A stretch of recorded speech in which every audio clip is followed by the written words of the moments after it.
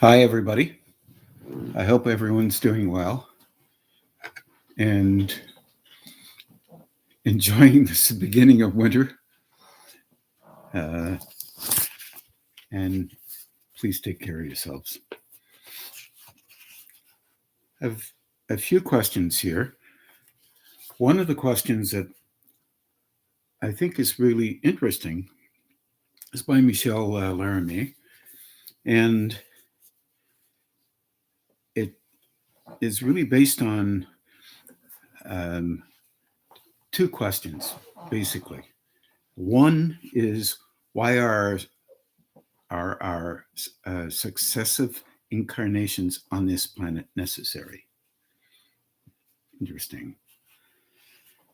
And the other is related to loving. And uh, what I'll do is I'll read through his question and his commentary, and then I'll try to answer it relative to those two things. One, why is incarnations on this planet necessary? And also relating to uh, Michel's way of looking at love. And I'll offer another suggestion in the answer. Okay, why are our successive incarnations on this planet necessary? I specify there are a multitude of other planes of evolution where our spiritual growth occurs much more quickly and harmoniously. This, by the way, is related to other theories. Here, the first thing that any newly incarnated entity realizes quickly enough is that the almost total absence of what is called love. Remember, this is Michel's question. And without speaking about the vibratory rate so low, we are in a kind of energetic coagulation so difficult to solve, and which pushes us in so many traps. So I deduce that the characteristics of this plane, darkness, spiritual coagulation, blindness of the soul, um, love that does not exist or almost not exist, are sine qua non conditions for acquiring a certain basic learning of our spiritual development. Hence, the assumption that beings embodied in it are in the early stages of evolution. I'm not just trying to see the meaning of this life plan where I'm just trying to see the meaning of this life plan where I personally find my evolution so slow and so prone to fall into all the traps therein. So this is not an uncommon way of looking at things. Um, and it depends on the day, right, Michelle? I can say that about anybody, including myself. Hopefully, uh, even about those who believe they're highly developed. It's a journey. However, I don't quite agree with the premise here. So let's try this kind of thing on for size. And from my perspective, uh, what we're dealing with here is, yes, an evolving species.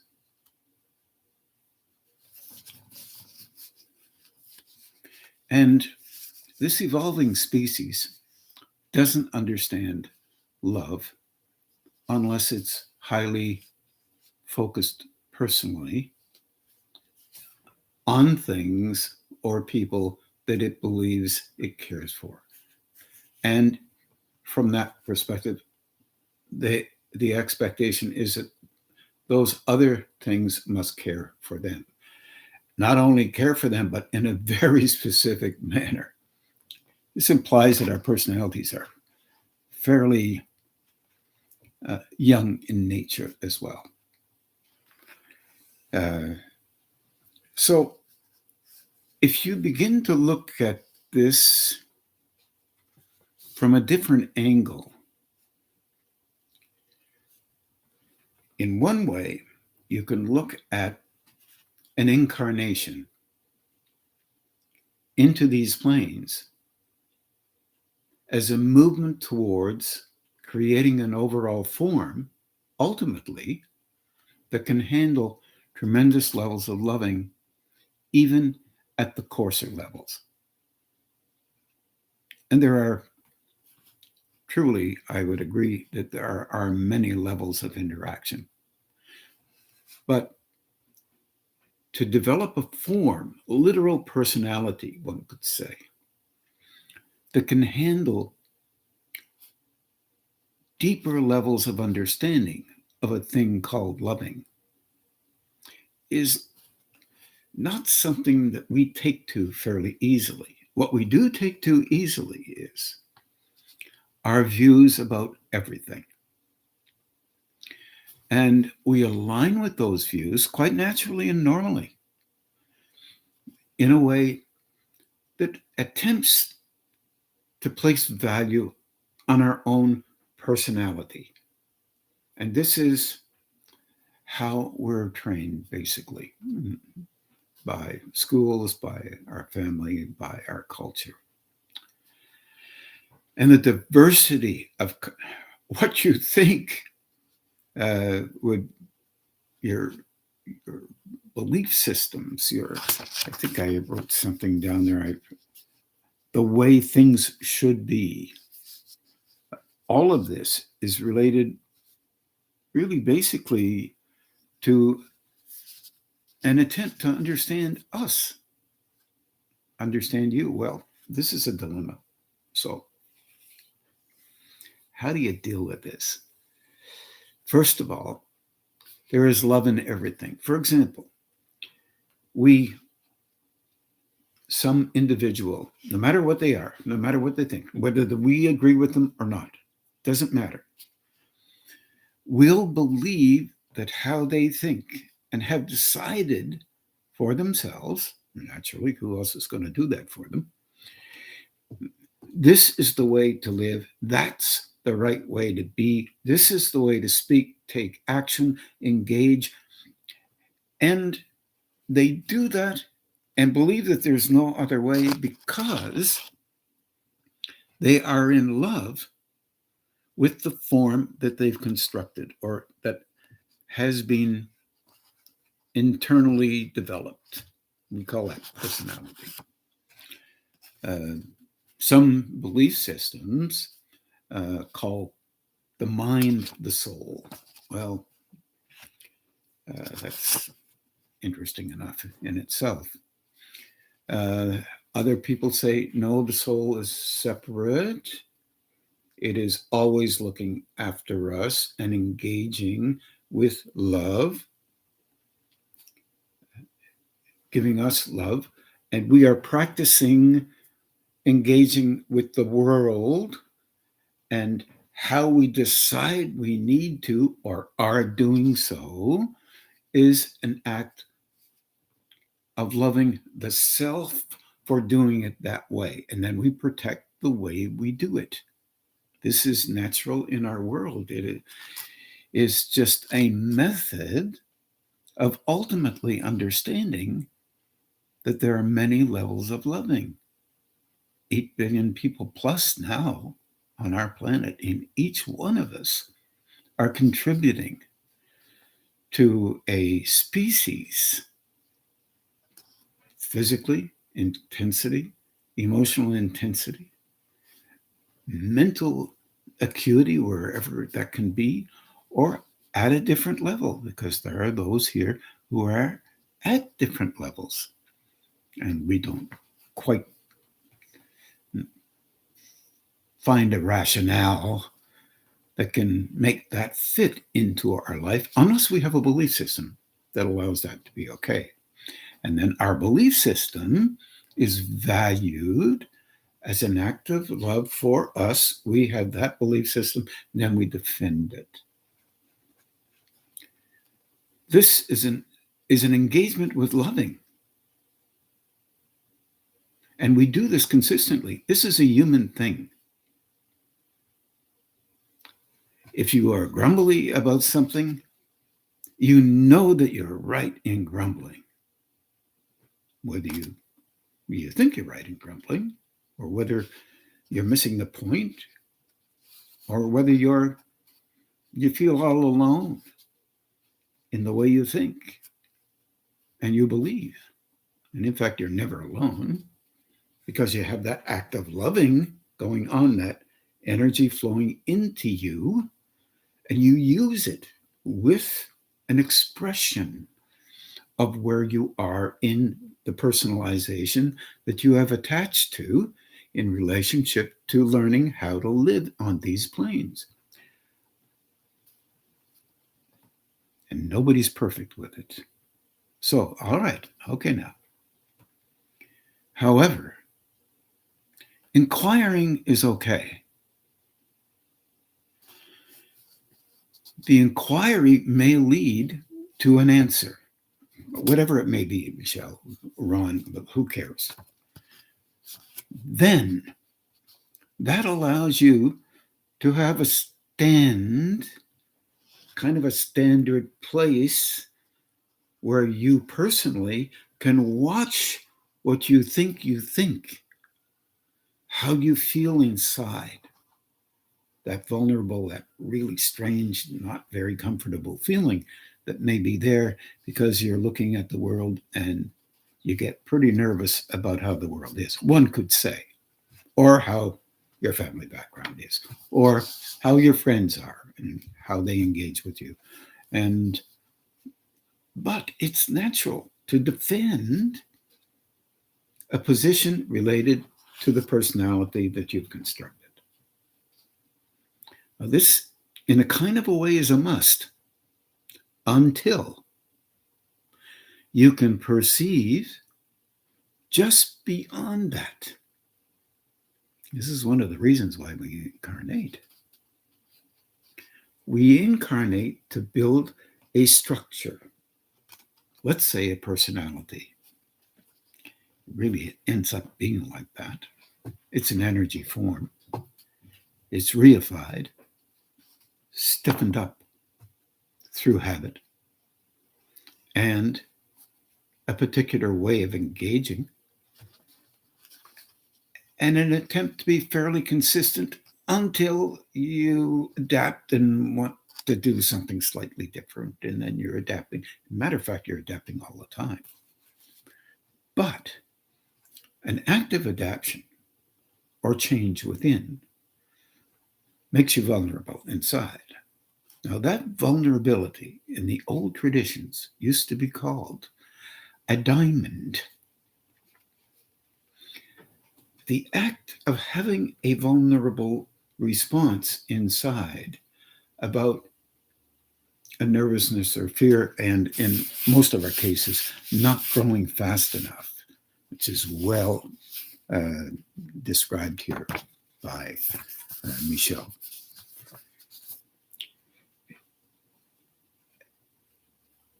We're not used to the idea of internal growing. We're used to the idea of external growing. You do something that becomes a level of credibility for you. You engage that way.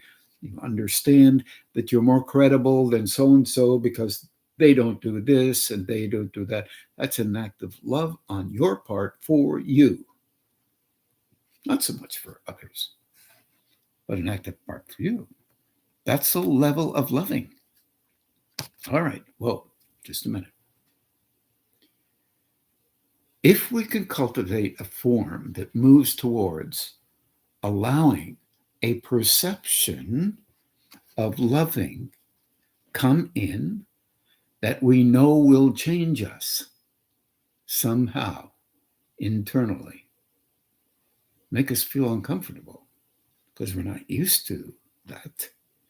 That does not mean that we will understand that others are going through exactly the same thing all the time, relative to them, of course. Not relative to us, relative to them. And this is often called empathy or compassion of some kind. It used to be called empathy because compassion was really added by a higher state, or you could feel an act of love for a person who wasn't suffering necessarily, but could be, but also who was engaged with the focus on themselves so dramatically that they couldn't see anything in themselves to help them to go beyond where they were, because they expressed a love of a way of engaging that cultivate a sense of comfort within them related to their rightness. This can happen relative to your wrongness, badness, goodness, all of this. The reason for reincarnating is to adjust and adapt that through each level of engagement with an incarnation. This is complicated because also it implies if you can handle a certain frequency fairly well, another may come in so that you can begin to handle another one, and you don't do that very well. Or you may be handling 2 or 3 frequencies, different rays, as Michelle had said in another question. Just frequencies. Why I stay away a lot from this kind of thing, naming a color, and that's how you are. And if you're that kind of color, it's not as good as that kind of color. And it's better to be this and better to be that.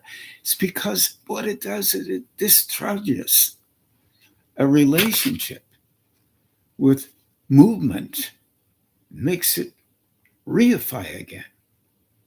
Because there are ideas in many different systems.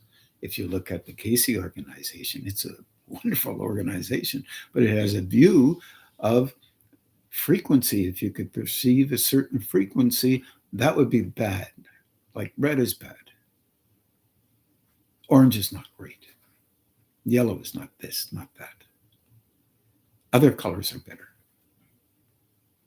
In the theosophical background, just to name, and that's a big background, that's not looking at emotional frequency. They don't see colors that way. They see levels of engagement. And in truth, every frequency reaches a very high state. So this is really hard for somebody to say, well, a red frequency can be very high. How is that possible? Truth is, it's very likely. Orange can be very, very high. Even theosophists will say sometimes orange is not as good as purple, but that's not really theosophy. I stay away from that because it cultivates an inclination to be competitive with others about your growing. And that isn't how it works at higher states. So every incarnation you come in, you're moving in a direction with every frequency, to get to the point where all frequencies can be operational through you for a purpose related to a higher state. So you can move. One time you'll be working with a certain soft frequency, another, a more difficult situation, you'll be trying to help another where they're in coarser structures. And that means that you have to be willing to be compassionate enough or adaptive enough to be able to handle as a personality, those frequencies operating through you for that 10 minutes, that 10 seconds. And this, in other words, you hear what I'm saying? I'm saying life itself is part of an engagement with building a form, personality, that can work with various levels of engagement of existence, whether they happen to be on these coarser levels or on other levels. This is really difficult for us to understand. We don't want to go there. How it's nonsense to think that some guy or gal could come in and be helpful to many people, not only one or a few, but many, and at the same time not want to talk about it. In other words, do it without getting any accolade. No, nobody pats them on the shoulder. Nobody's saying, you're doing really well. Nobody does that. But the love aspect within you, you get to know that something has happened there, and you're really glad to be a part of it. Did you hear a part of it? Because it wasn't you that did it. It was at a higher state. And that form is in construction in our relationship with reincarnation. You're not here because you're bad. You're here because you're constructing a form to be helpful on various states of engagement with different levels. Or you can be strongly determined to do whatever else you wish to do, and that just tells you where you are. And that's very difficult for us to even see because we have such an adverse reaction to thinking that we might be not helping, or that we're doing not the right thing. That's the nature of our personality, and that's how we're trained to do things. Whether it be negative training or positive training, or whatever training you in particular have. So the issue here is not that people are good, bad, right, or wrong. The issue is it's really difficult to allow yourself to love more than what you believe you need to love so that you can be valued, at least by you, and certainly in an engagement on these planes by others. And in fact, that is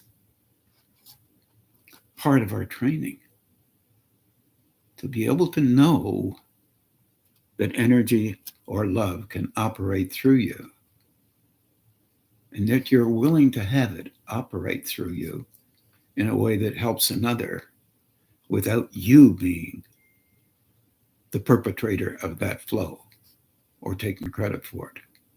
This is very difficult for us because we live on this kind of a plane, or the essence of existence is related to competition and how right you are and how wrong you are.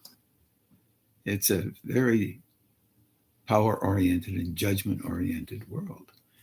So loving is in a movement towards being even noticed. We don't notice very often when we're at our not so finest. We are defending ourselves to the nth degree about how important we are. And that's an act of love for us. We don't see it that way. We see it as others not really understanding us and they don't care about us. That kind of thing.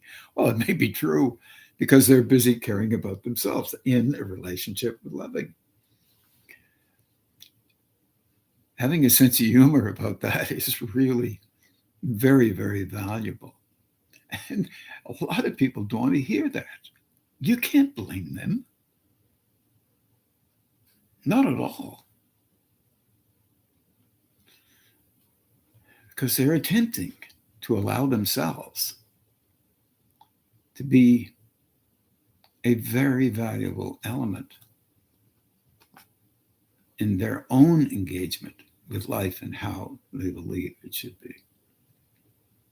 And all you have to do is listen to the news to find out that there's a lot of variability in this.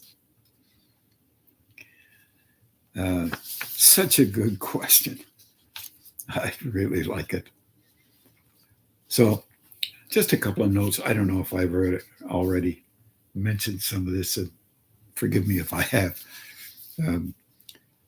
I said, love shows up in our great determination to maintain how we speak, think, believe, or act as a personality. And that loving is part of the slow movement that we have in relationship to broadening out our perspectives. I don't know if you're the same, but if you are a human being out there, as opposed to being from some other place, you've probably, or if you have a bad memory, this may not work for you.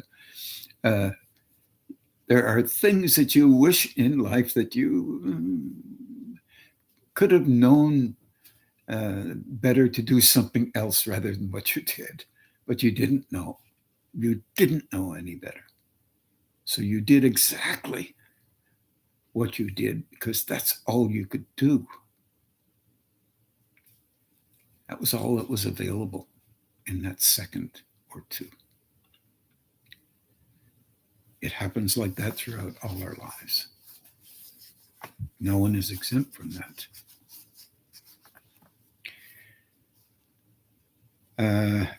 And later on, you can perceive love at various levels, even the coarser. But prior to that, our relationship with loving is very judgmental. And we are pretty consistent in looking at assessments and turning them into understanding. And compassion is one of the things that is very difficult under those situations. It's very, very interesting. As awareness increases, you begin to notice little snippets of loving. It'll come upon you. It's nothing you did. You'll notice something and something will happen inside your heart. Not the physical heart, that heart center. And your chest will catch, you will catch and say, what was that? And you realize, you try to figure it out. The brain is working and it's linked up to that solar plexus and it's working hard, trying to figure out why that response in your system would ever occur, because there's nothing there that, you should have such a response with. But all of a sudden you realize, even if you're watching a TV program, for heaven's sake, or dealing with people, you realize that that person suddenly is unable to understand anything other than what they're committed to express. It's not their fault. And the best thing you can do there is just listen and try to understand what's going on there. And be as kind as you possibly can to yourself and to them by gentling down a bit. This is very difficult to do because we grow through us. This is the big thing that is difficult for us to understand. And we wouldn't have it any other way, and that's an act of love. Because we really like the way we are. In spite of the fact we'd like to grow quicker, it's very difficult to handle that level of growing. Because it means you have to broaden out your relationship with you and be softer when you don't want to be. and listen when you don't want to listen, and be kind when you don't want to be kind, respectful when you don't want to be respectful, and attempt to understand beyond the principles that you believe you have, which are really basically experiences and reactions to them, and uh, and things that you believe you have learned throughout your lifetime. And this is natural. That's the nature of us. Slowing that down is not the nature of us.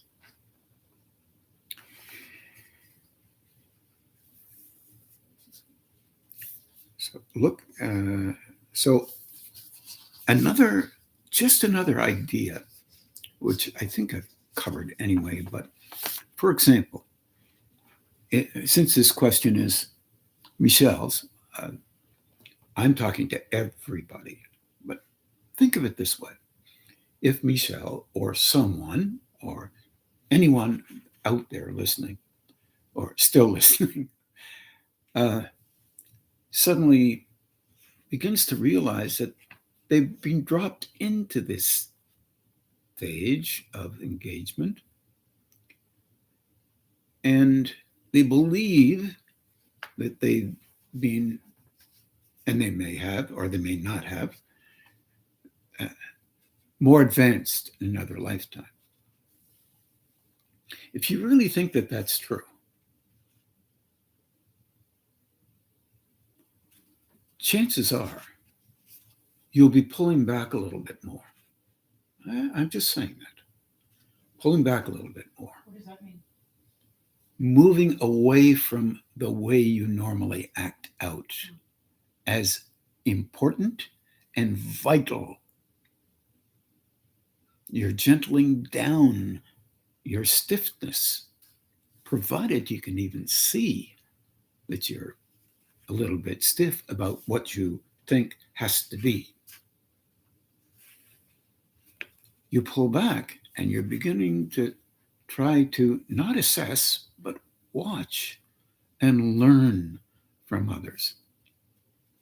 And you're attempting to learn from yourself. You allow yourself to see you when you're engaging with others,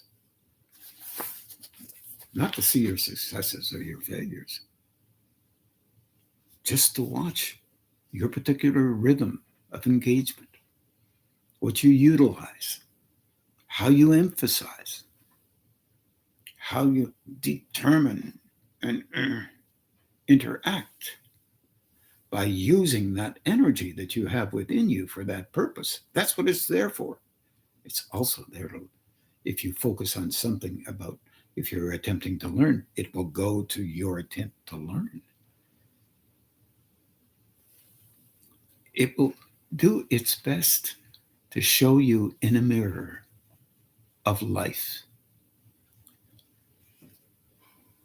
certain aspects of how you function, which are not comfortable and which are comfortable, and a whole sweeping continuum of many things which you don't have to call good or bad or right or wrong, just methods of engagement with life. And you have a right to utilize others as well. Even though some of us have been told, no, only this way is the right way to live and to do things. And slowly begin to understand that as you do this kind of thing, which is not my idea, by the way, just happens to be that this is something that I've noticed, fortunate for me or unfortunate for me, one or the other, but it's been known for thousands of years. People have talked about this before. Old sages in India, China, Greece.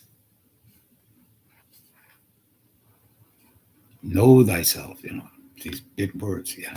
You have a phrase, you say it all the time, it becomes nonsense to you. You don't do anything with it. You just, because you don't understand it. And you attempt to do that and you find it difficult. So quickly you move to do something else. You don't have to do this 24 hours a day. Do it, see, learn, understand, take a rest, engage with life, come back. One of the most wonderful things that you can do is attempt to meditate at least once a day, if you can. It's difficult. Everything, people will get in your way. Everything will get in your way. If that's true, while you're doing something else, sitting in a chair, reading, fake it. Put the book in front of your face and meditate, eyes open.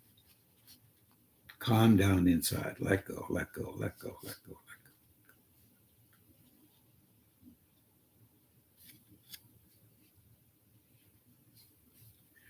See if you can read while you're really as soft as you can get. Because reading, it's energetic. You have to really pay attention to stuff. No, you don't. But that's what we're trained to do. Soften right down. See if you can get really soft. And it'll be difficult at first. And read a bit and see if you can hold that softness inside. Talk to that flow. It's loving.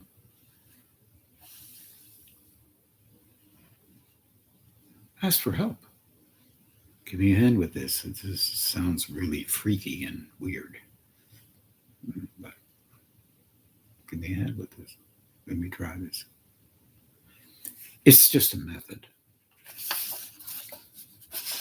Most of the methods that we have, that people use all over the place. In India and I don't care where, Tibet, are all engaged with the personality.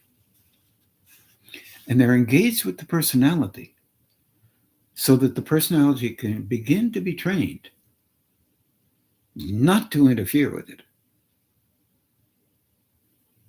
When the personality is trained to interfere with anything that takes away anything from the personalization that's already cultivated. That's what the training is. If you're in charge of doing something new, you're okay. If you're not, it's not okay. We've been trained to say no.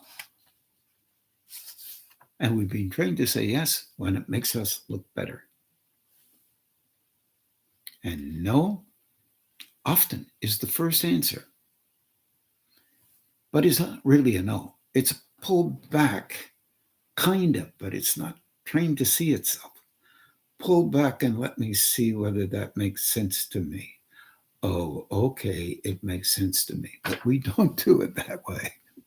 What we do is no, or we have another method that jumps off of the previous method that we express so that we value ourselves. That's an act of love.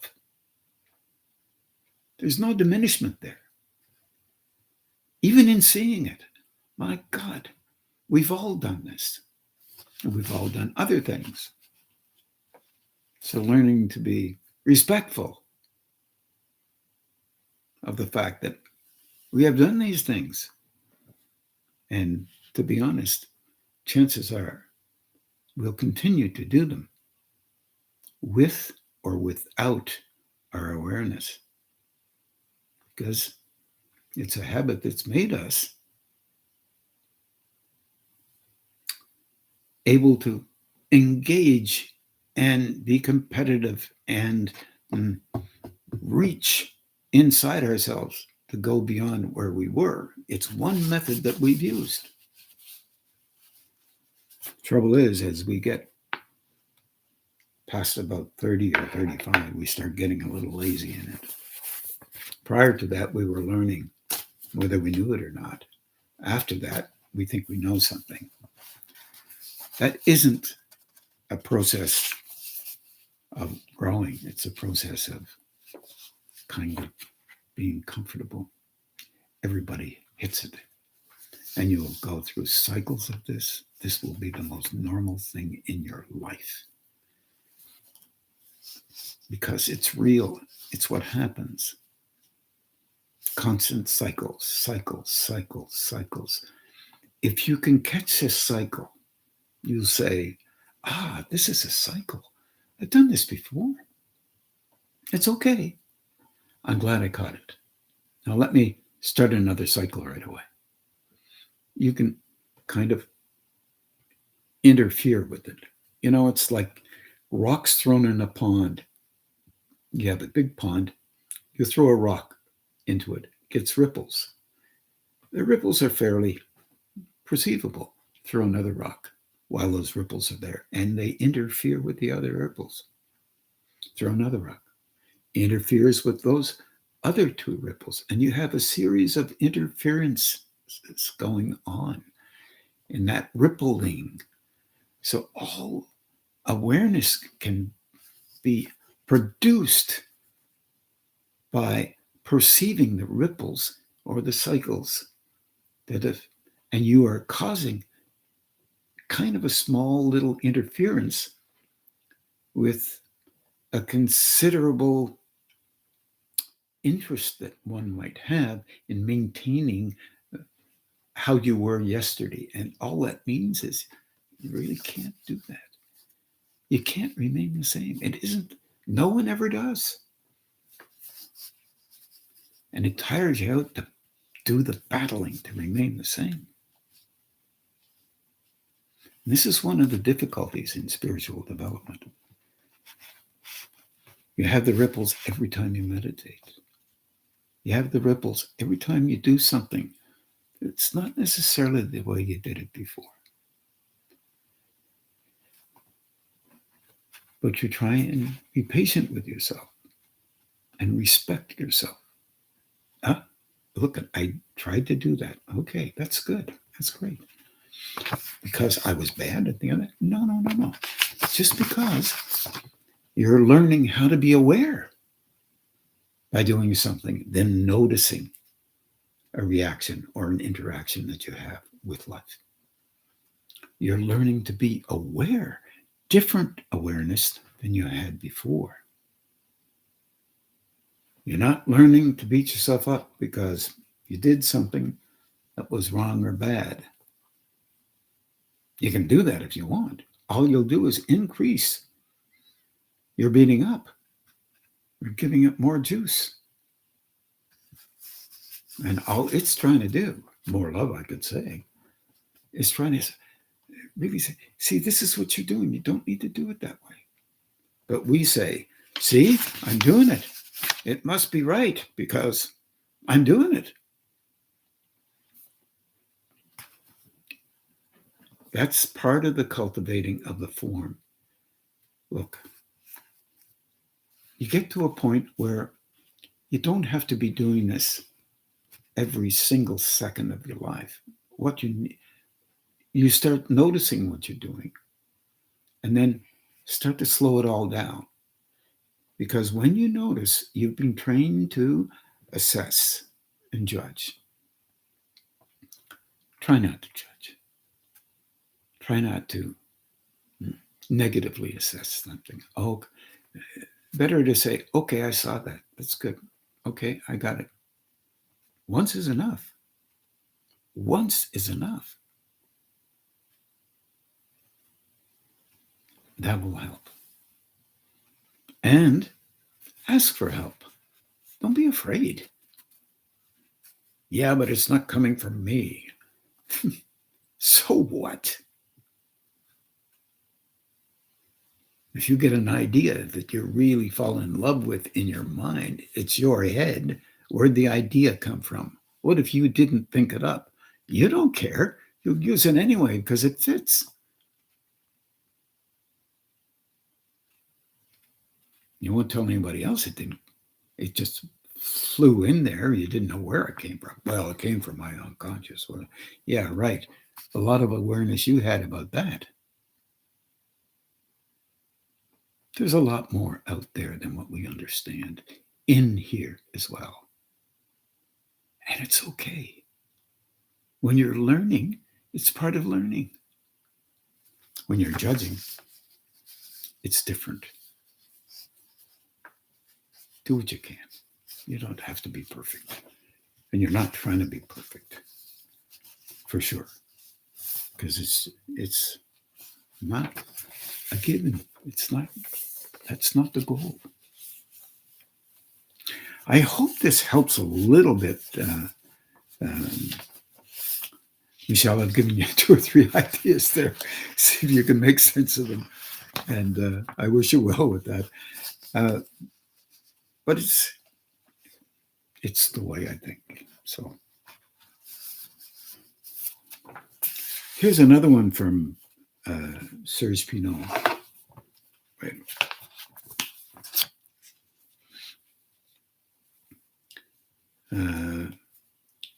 We transmit and receive energies from everyone we meet. My question is, can it be possible to receive from others their pain and sickness and being stuck with it for, I think he means for a time. Is it possible to do something about it? I've tried to use the tools, I'm not sure which one, and it took me a lot of time before I could notice it. In other words, notice something else was going on inside of him. If you have a chance to talk about that, I would appreciate it. Yeah, you can definitely engage with others. And this is, look,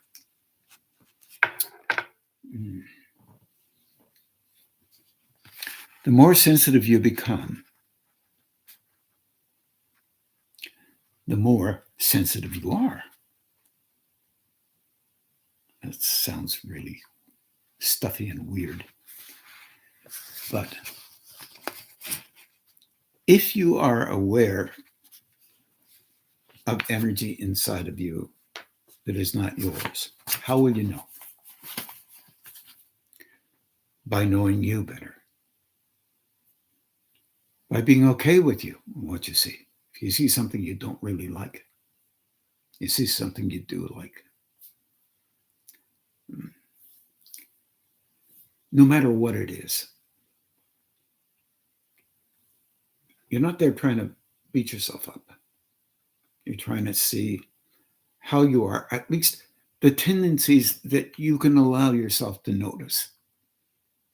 So you perceive them the best you possibly can. As your awareness gets fairly strong in that, you will start noticing something that goes on every single day of your life. If you're around other people, there is energy coming from them. It's moving into you from them. There is energy moving from you into them. Don't forget that part. It's really important. We'll stylize our personalities sometimes. So we think we're spiritual in that moment. And it makes us a little bit more open. In direct alignment with the idea that we're becoming more sensitive and exposed to the world as it engages with us, as well as our engagement occurs with them, with all others. Sometimes you can actually perceive another person in you. Let's say you perceive energy in you that is related to another person. How can that be? Now, let's say, how can you perceive that? Well, it'll be as if you are acting like them. That's one way to do it because we're personality focused. So it's an easier way to do it. We'll be acting out like in a way that we don't think we actually are. Pull back from that best you can. If you see yourself even talking a little bit differently, say something like, if you're allowing yourself to work on yourself, you're going to do that anyway. You're going to be watching how you do things and maybe make some changes or not make some changes in lots of places too. But if you're talking in a particular way or acting harshly in a way that is different than what you normally do, then use that life map on those things. But turn the hands on and say to it, if you're not from the highest and best, you can't stay here. You must go. Out you go. Away you go. I'm not interested. And you express yourself to yourself that way inside of you. We have a big dilemma, and that is without being more aware. We're like a sieve. You can walk past a person who's angry and you start to feel aggravated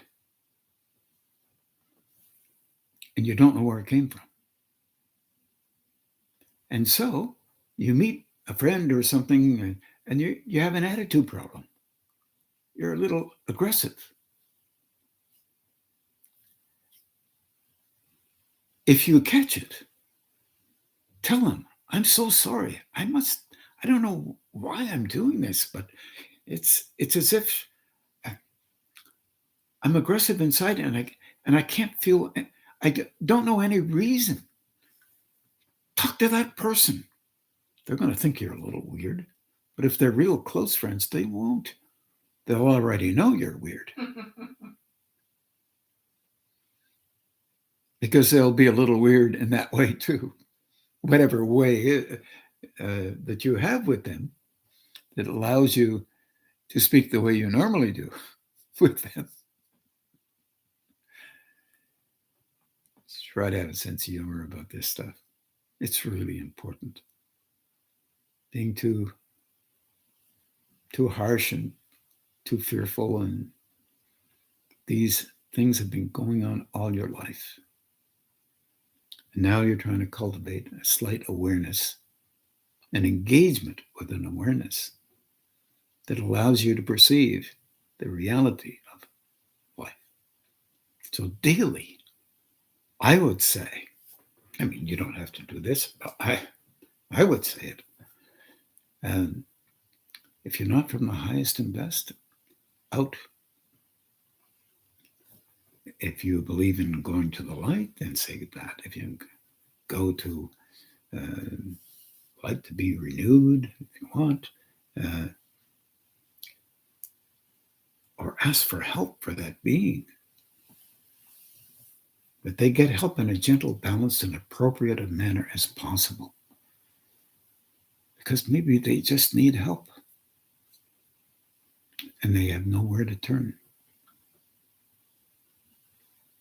And maybe just in their mind, they happen to think of you. Or they think of you fondly from time to time, or not so fondly. And that one thought is filled with emotion. The emotion is quite physical. And you can certainly feel that very strongly. You're asking for healing for that energy and asking that it be transmuted and healed and returned to wherever it's coming from. But remember, in a gentle, balanced, and appropriate a manner as possible. And also ask for help for yourself as well. So you keep yourself straight as opposed to elevating yourself for your own relative purposes, which everybody does. But you're just trying to help.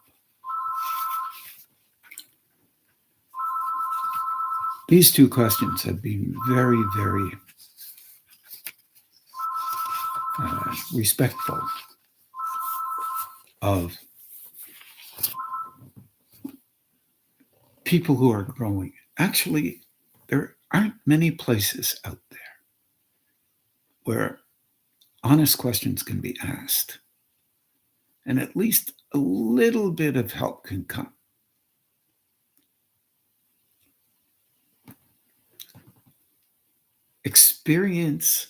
Experiential orientations are, in effect, part of the growing process.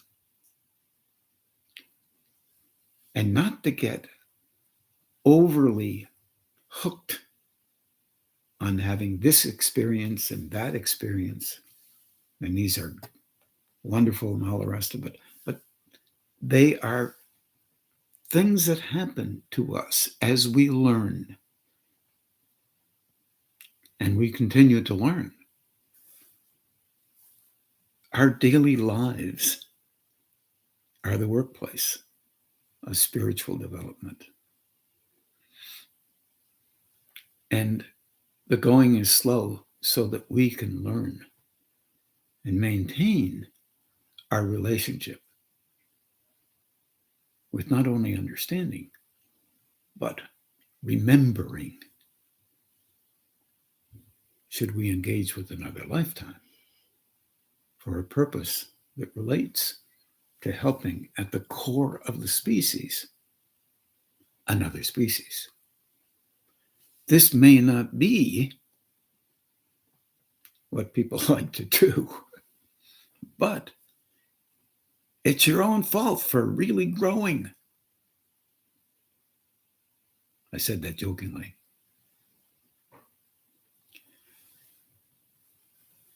And most questions come from people who have a heart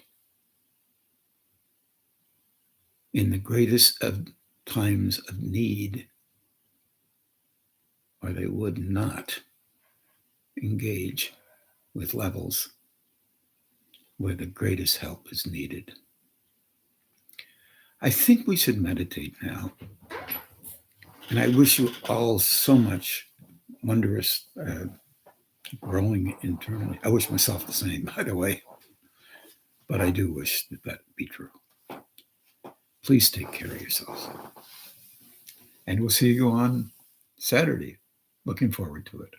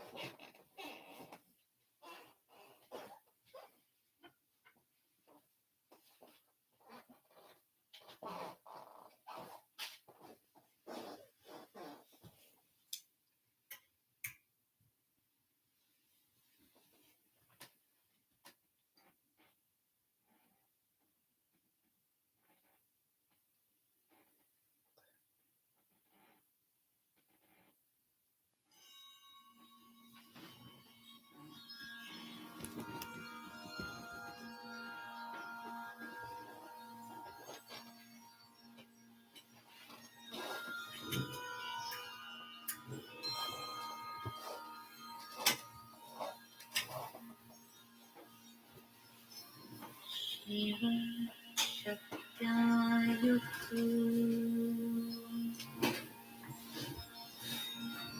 यदि भवति शक्तः प्रभवितुम्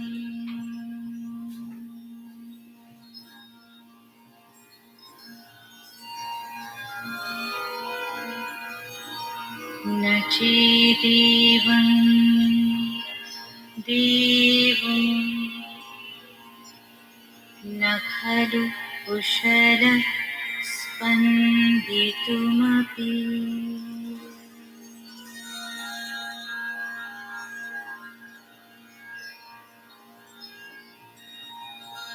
अतस्त्वाम् आराधं हरिहर विरिञ्चादिभिरपि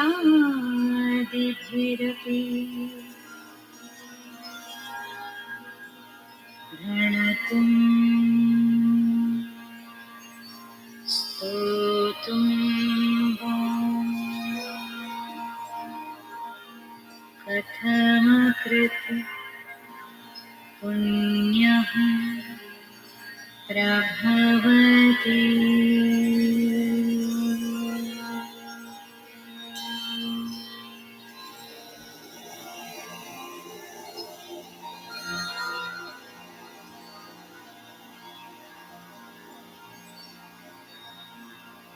अविद्यानाम् अन्तस्तिमिरमिहिरद्वीपनगरी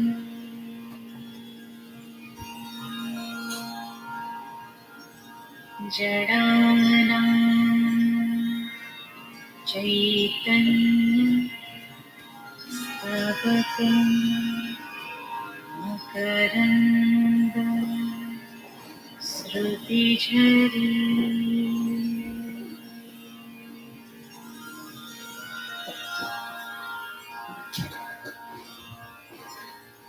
दरिद्राणां चिन्तामणि गुणनिका जन्मजलधौ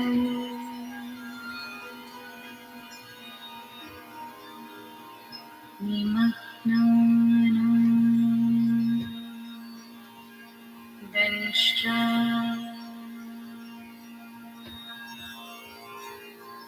मुररिपु वराहस्य भवति।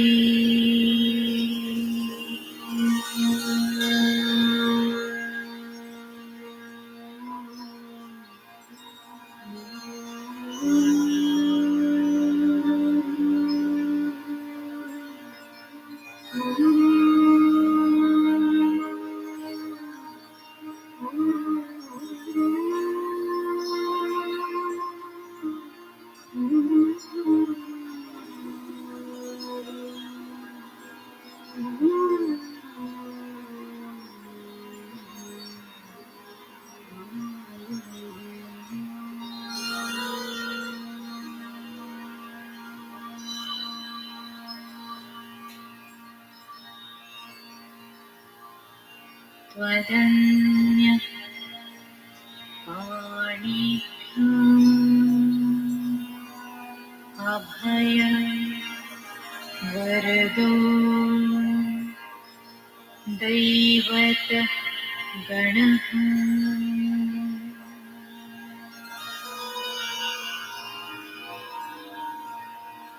त्वमेका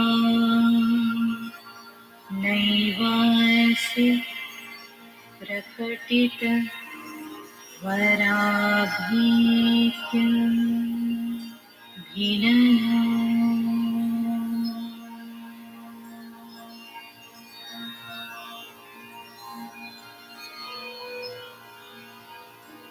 भयात् त्रातुं दातुं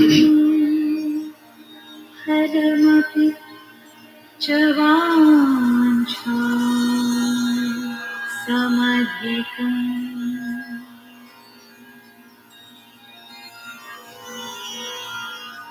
शरण्ये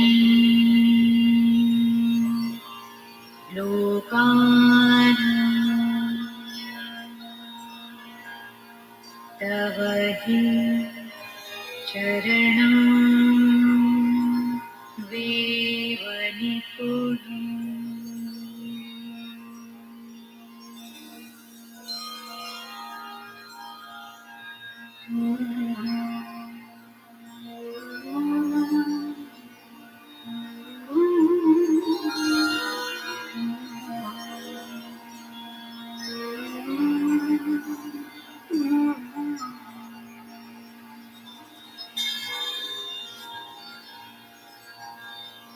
धनुः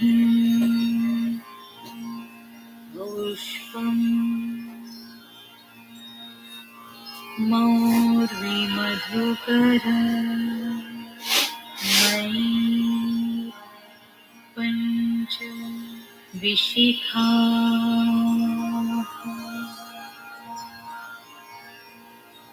वसन्तः सामन्तो Malay मरुदायो धनरथ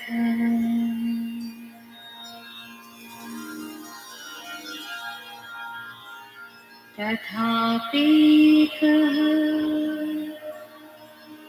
सर्वं हिमिकिरिसुते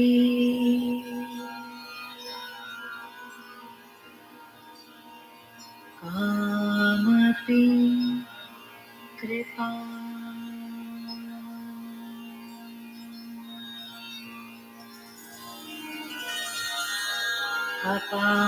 अपाङ्गास्ति लब्ध्वा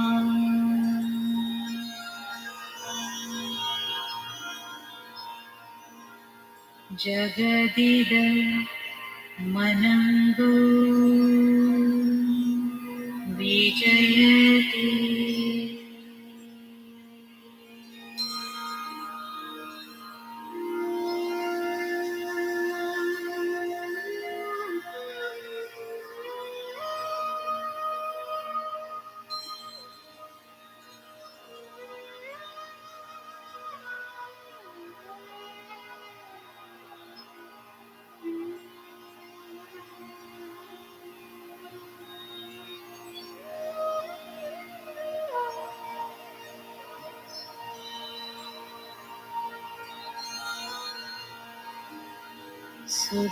सुधासिन्धो मध्ये सुरवितपि वाटी परिवृते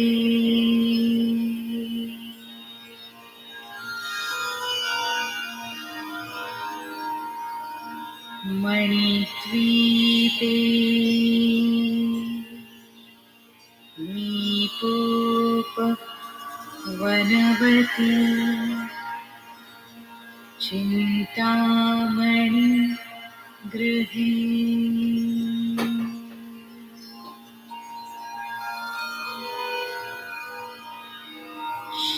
शिवाकारे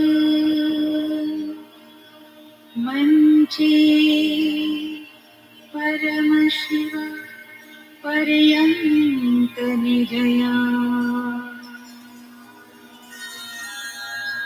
भजन्ति त्वां धन्या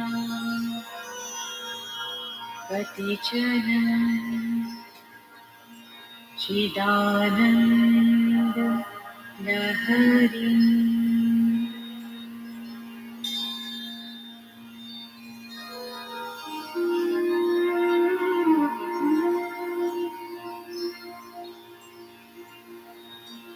मही मूलाधार कमपि मणिपुरी उत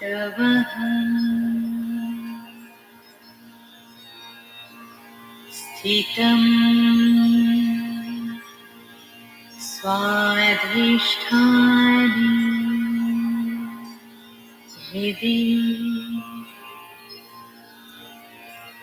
मरुतमाकाशमुपरि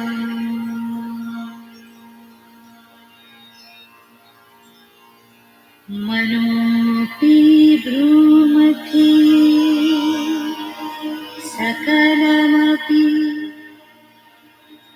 भित्वा कुलपथम् सहस्रारे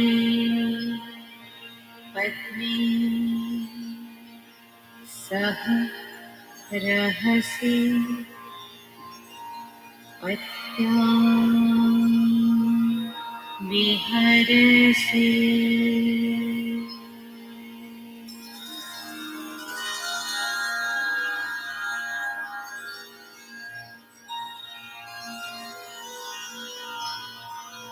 चतुर्भिः श्रीकण्ठे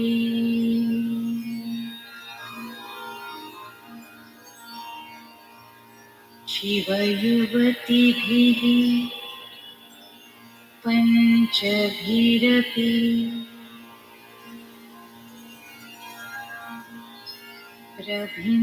प्रभिन्नाभिः शम्भोः नवभिरपि मूलप्रकृतिभिः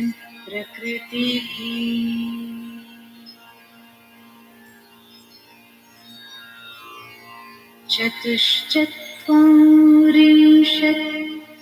वसुधर कराश्र त्रिवलय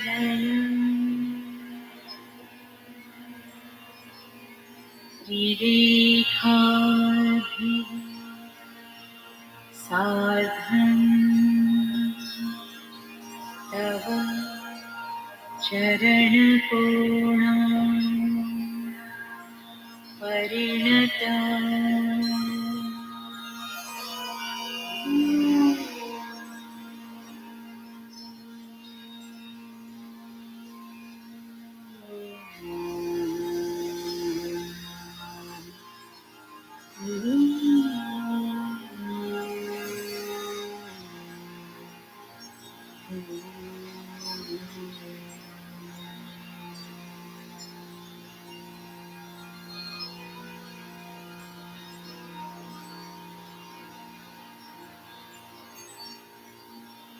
त्वदीयं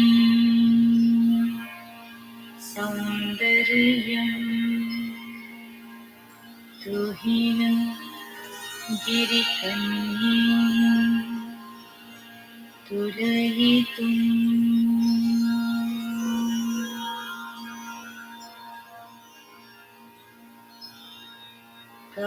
कवीन्द्राः कल्पन्ते कथमपि विरिञ्चि प्रभृतयः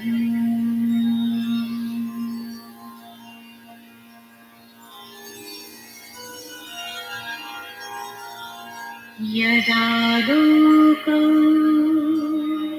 सुख्यात् अमरललना यान्ति मनसा तपोभिः दुष्प्रापामपि गिरिशं सायुज्य पदवीम्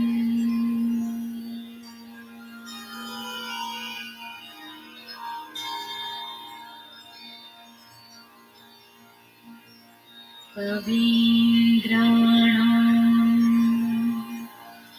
चेतः कमल वनपादातक रुचिं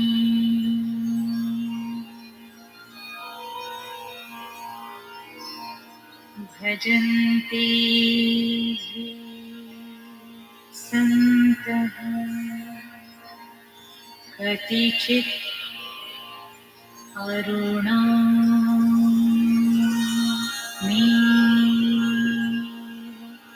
भवति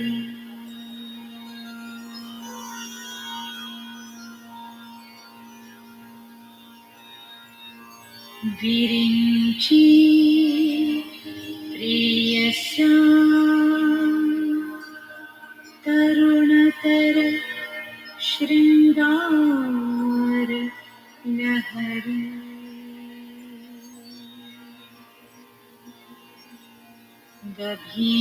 गभीराभिः वाग्भिः विदधति सतां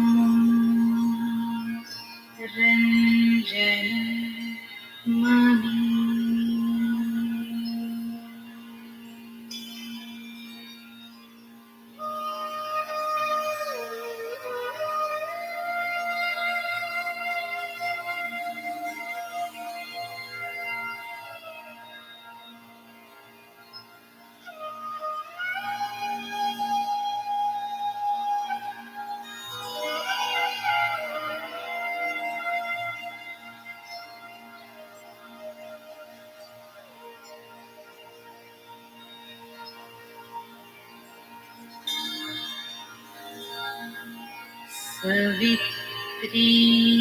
सवित्रीभिर्वाचा शशिमणि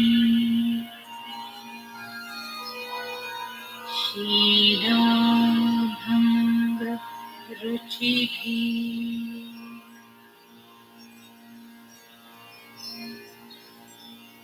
वशिन्यां द्याति त्वां सह जननी सञ्चिन्तयति यः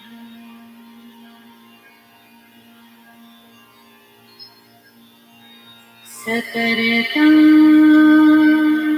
काव्यानां भवति महतां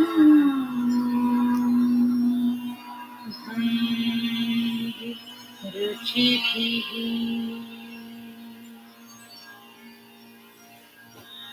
वचोभिः वाग्देवी वदन कमला मोद मधुर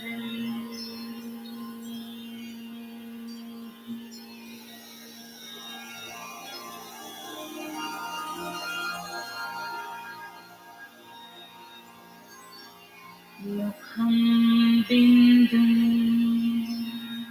कृत्वा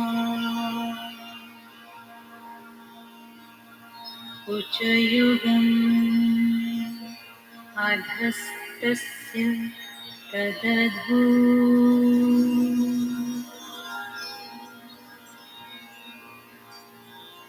हरार्धं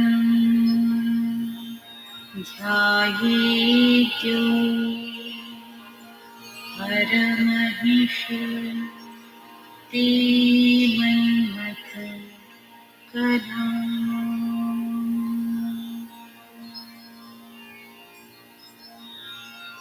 ससत्यः संशोभं नयति वनिताम्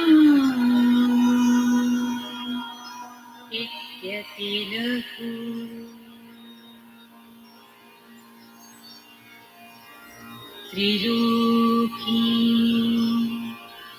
त्रिलोकीमप्याशु भ्रमयति रविन्दु स्तनयुगा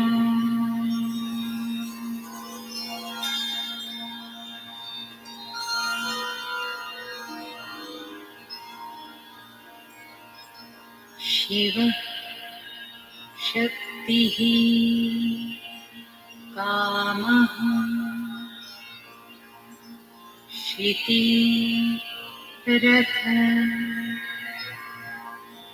रविः शीतकिरणः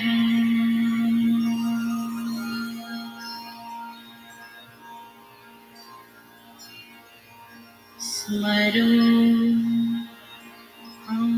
हंसश्चक्रं तदनु च परामार हरयः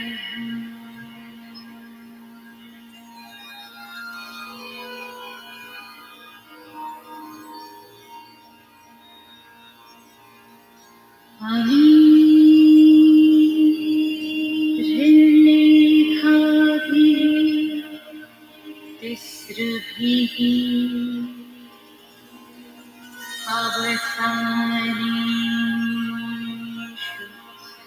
घटिता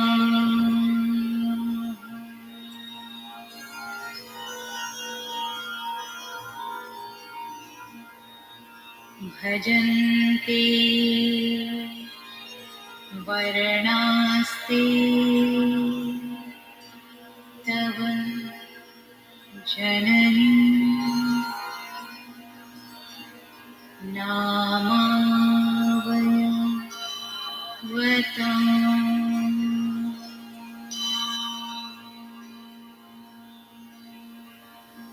Shiva Shakti Mahadeva, Shiva Shakti Mahadeva, Shiva Shakti Mahadeva. Shiva Shakti Mahadeva, Shiva Shakti Mahadeva, Shiva Shakti Mahadeva. Shiva Shakti Mahadeva, Shiva Shakti Mahadeva, Shiva Shakti Mahadeva.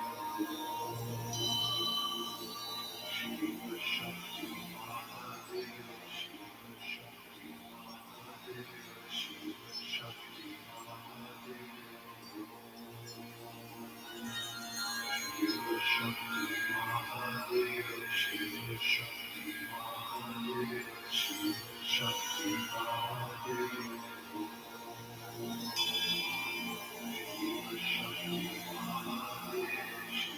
Shakti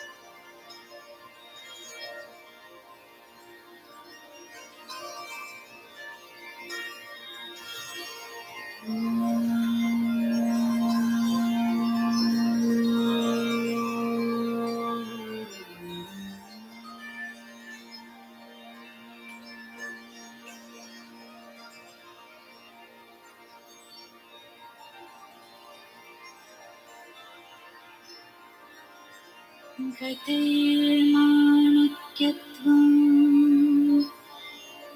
गगनं मणिभिः सान्द्रघटितम्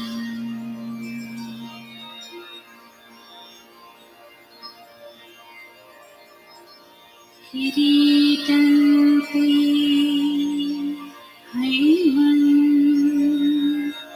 हिमगिरिसुते कीर्तयति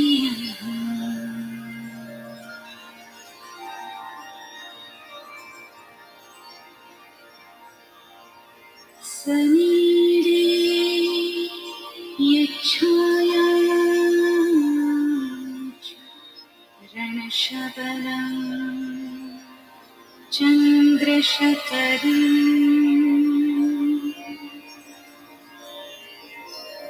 धनुः शौलां सीरम्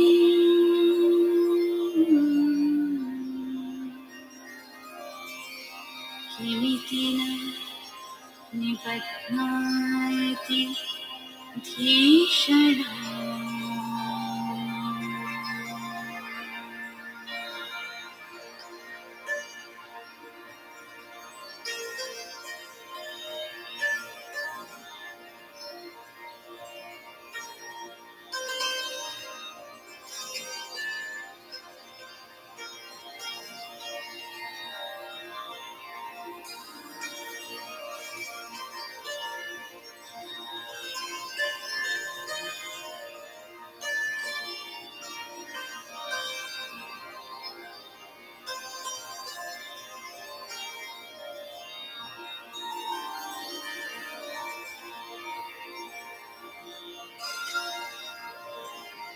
ललाटं लावण्यं द्युतिविमलम् आभाति कवयम्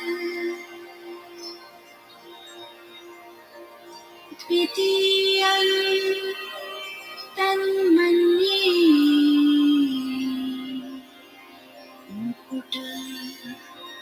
मुकुटघटितं चन्द्रशकलम्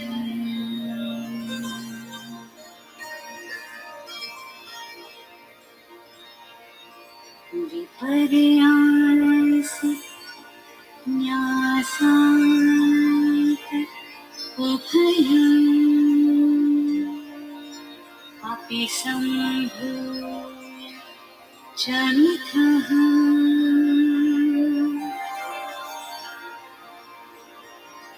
सुधारे पश्यन्ति परिणाम इति राधा हिमकरम्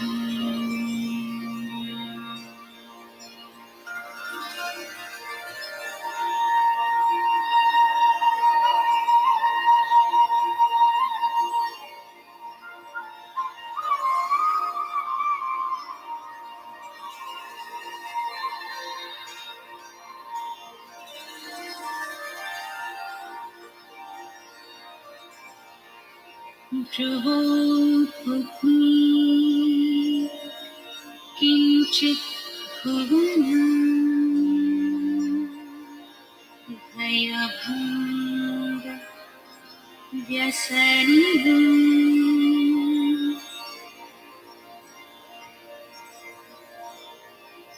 त्वदीय नेत्राभ्यां मधुकर रुचिभ्यां धृतगुणम्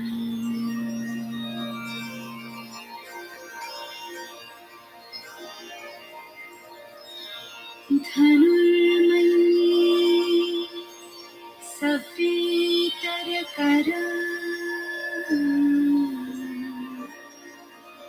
गृहीतम् रतिपतेः प्रकोष्ठे मुष्टौ च स्थगयति निगूढा तरमुनि।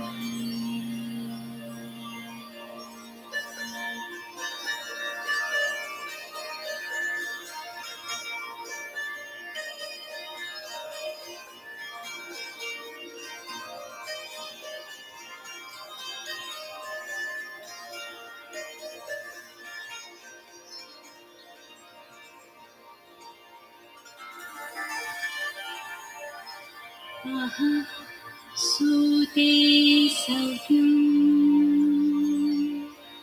तव नयन अर्कात्मकतया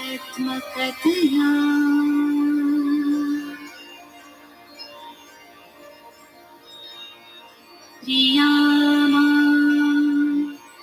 वामन्ते सृजति रजनी नायकतया।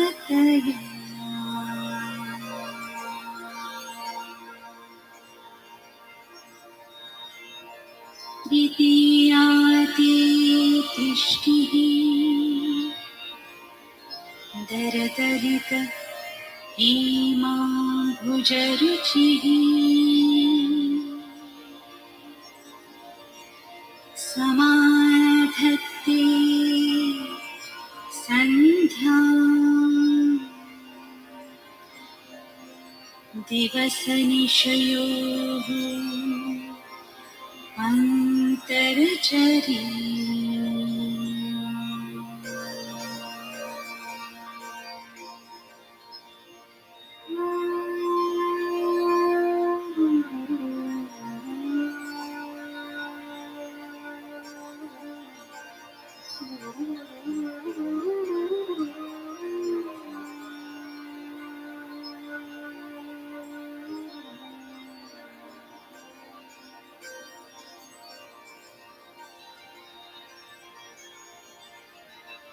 विशाला कल्याणी स्फुटरुचिः अयोध्याग्रवलयैः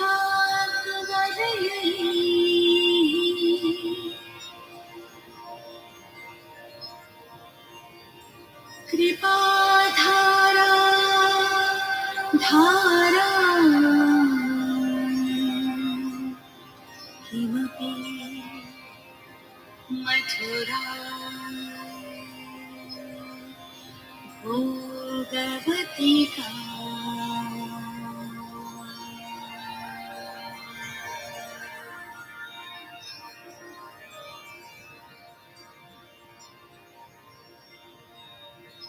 भवन्ति दृष्टिस्ते बहुनगर विस्तारविजया।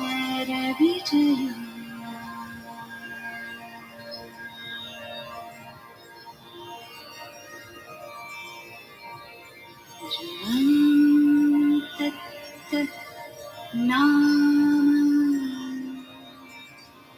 व्यवहरण योग्या विजयते।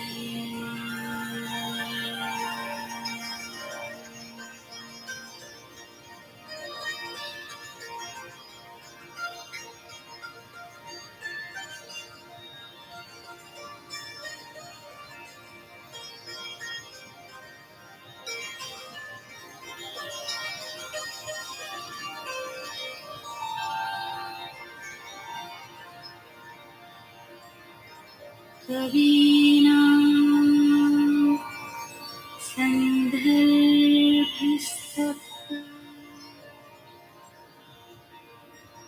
मकरन्दैक रसिकम्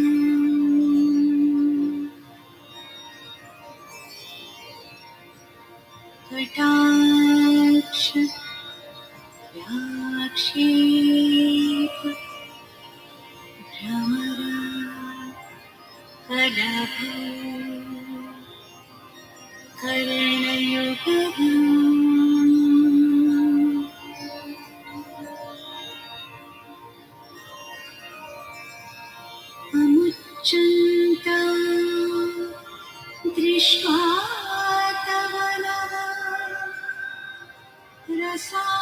स्वाद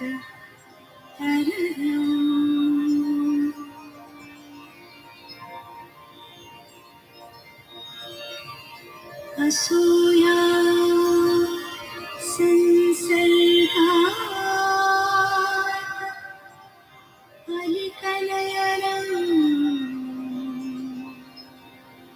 किञ्चित् दरुणम्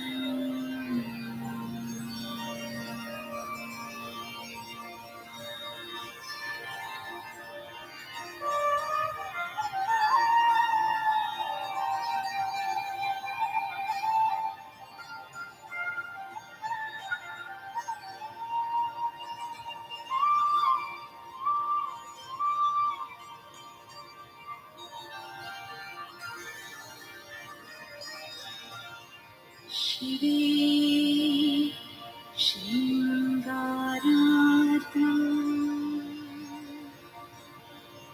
तदितरजने कुत्सनपरा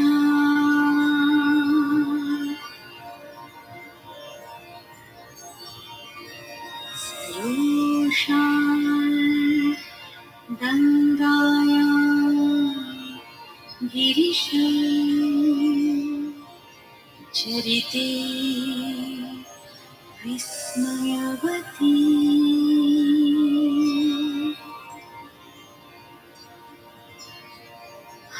हराहिभ्यो भीता सरसिरुहा सौभाग्य जननी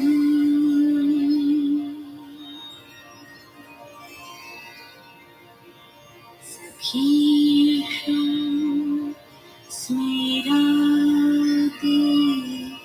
मयि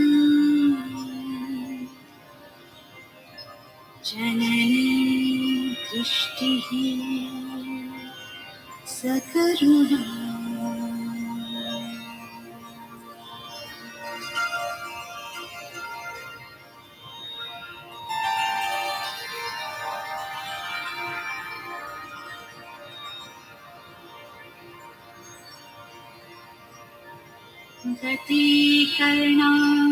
गतिकर्णाभरणं वरुतम्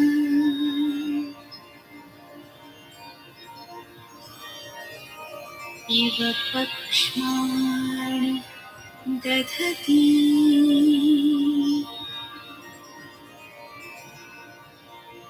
पुरां भेतुः चित्तप्रशमरस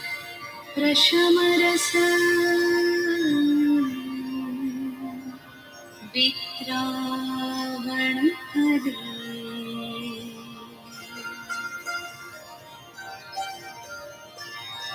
इमे नेत्रे गोत्राधरपति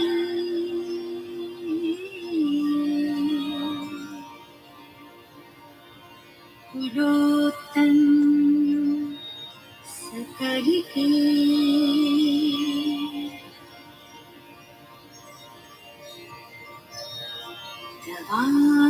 दवाकर्णाकृष्ण स्मरशर विलासं कलयतः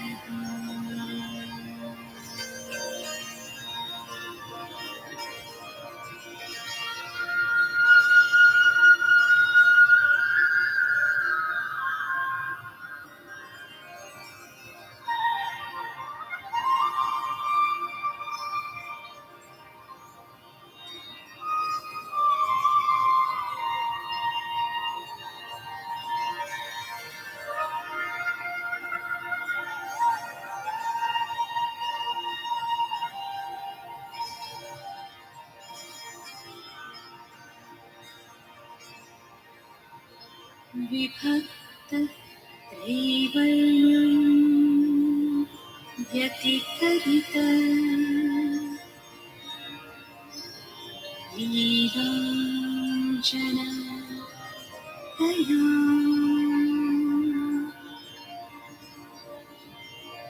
विभाति त्वं हृदयमिदम् ईशान दयिते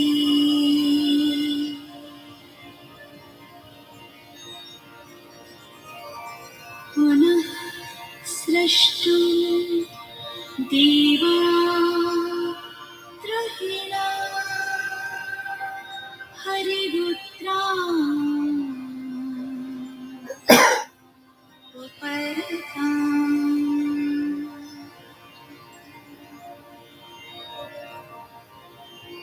रजः सत्त्वं बिभ्रत्तमम्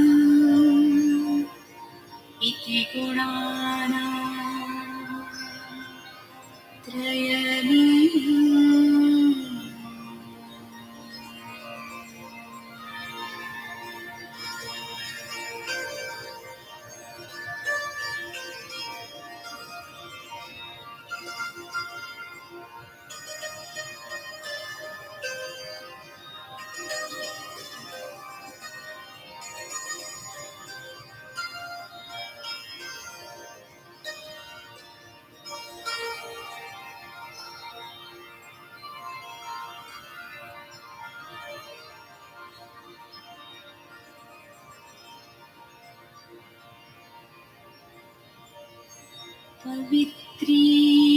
पवित्रीकर्तुं नमः पशुपति पराधि हृदये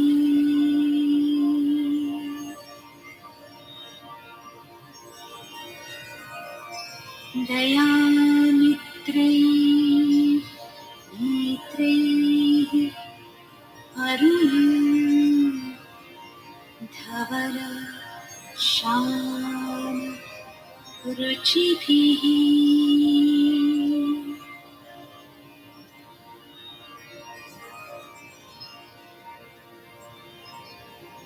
नदः शोणो गङ्गा तपन तनयेति ध्रुवमम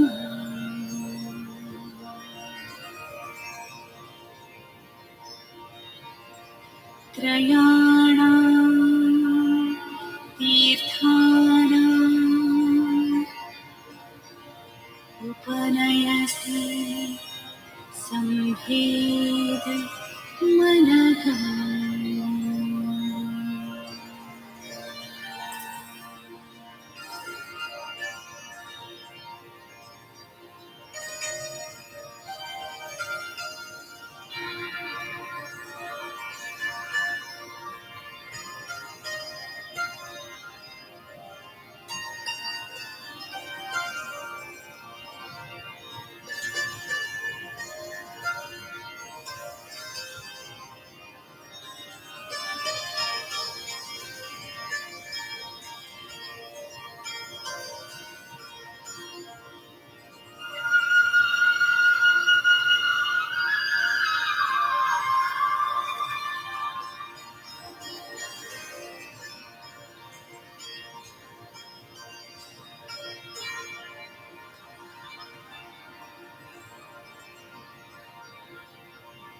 निमेषो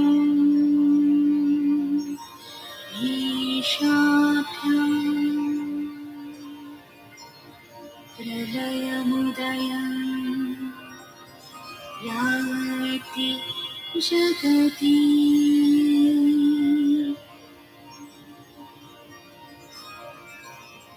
तवेत्याह सन्तो धरणीधर राजन्य तनये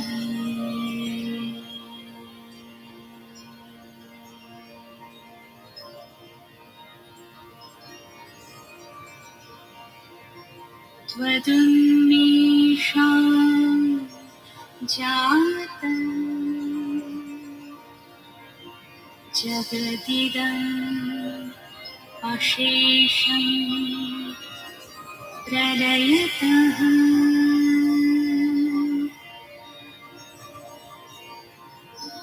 परित्रातुं शङ्के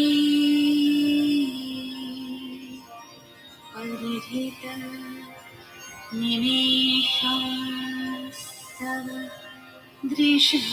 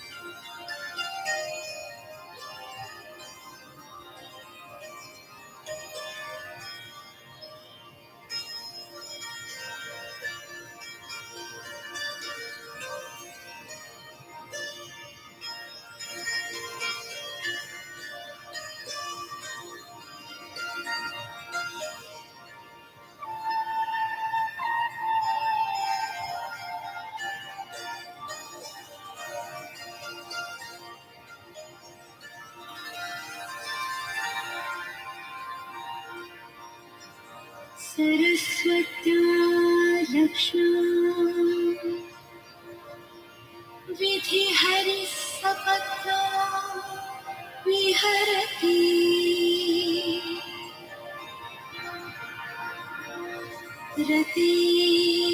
रतिपातिव्रत्यं शिथिलयति रम्येण वपुषा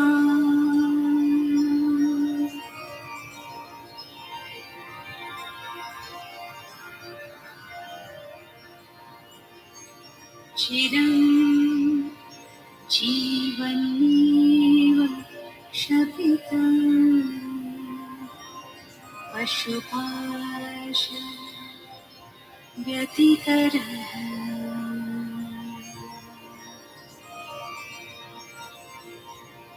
परानन्दां भिक्षां रसयति रसं त्वद्भजनम्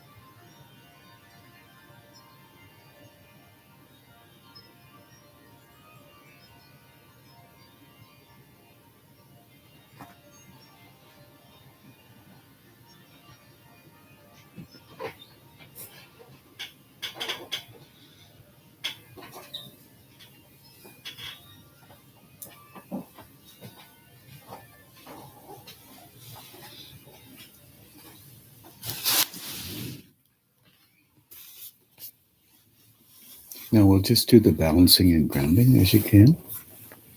And good night, everybody.